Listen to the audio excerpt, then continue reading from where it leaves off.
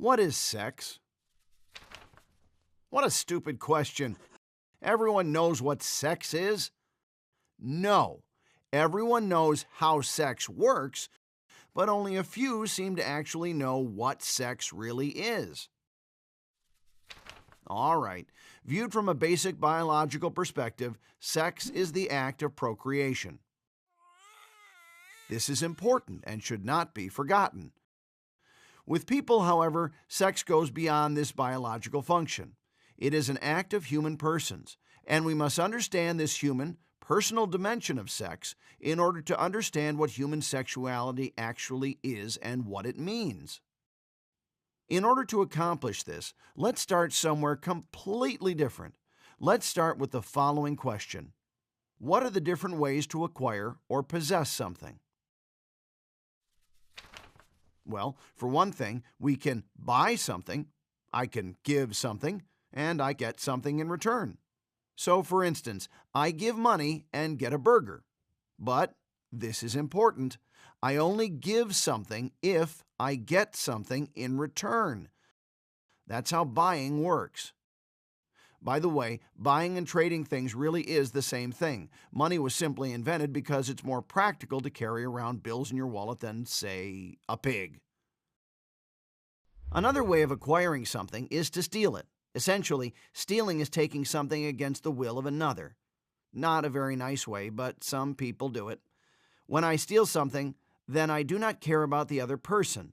The main thing is that I get what I want. The third way to acquire something is to receive it as a gift. Giving is different than the other two ways because when I give a gift, it's not about what I get in return, but rather it's about the good of the other. These are three ways describing how we come to possess things: as something bought, stolen, or as a gift. All other ways of acquiring something are similar and can be reduced to these three basic forms. Good. Let's take these three ways and relate them to human relationships, to sexual relationships. The classic example of buying something in a sexual relationship is prostitution, sex for money. But actually, every relationship heads in this direction if the partners are primarily concerned with their own benefits. It's all about, I'll give you something, but only if you give me something.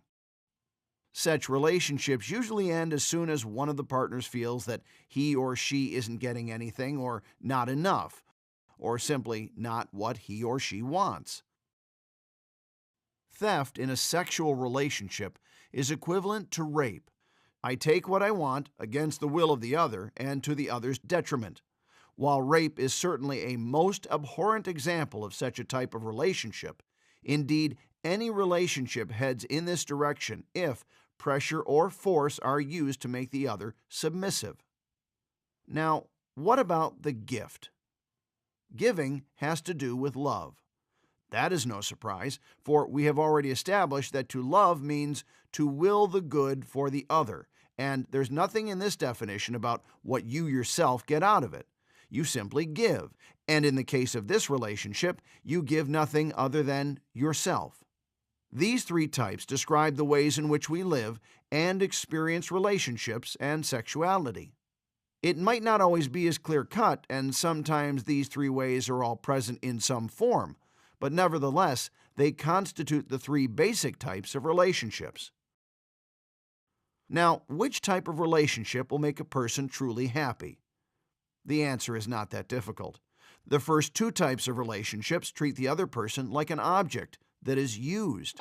It's all about what I want, what benefits and gratifies me.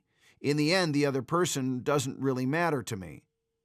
To treat other people like objects is not human, and to be treated like an object definitely does not make us happy. With love, it is different. It's not about me, but about the other person. I perceive the other as a person, as someone with dignity. The other person is not an object that I use, but another self. That is why only love corresponds to the nature of man, and only love can make him happy. What does that mean for sex? Well, sex should be a genuine expression of this self-giving. Only then is it truly a human act of love. The next episode will try to explain what this means more concretely.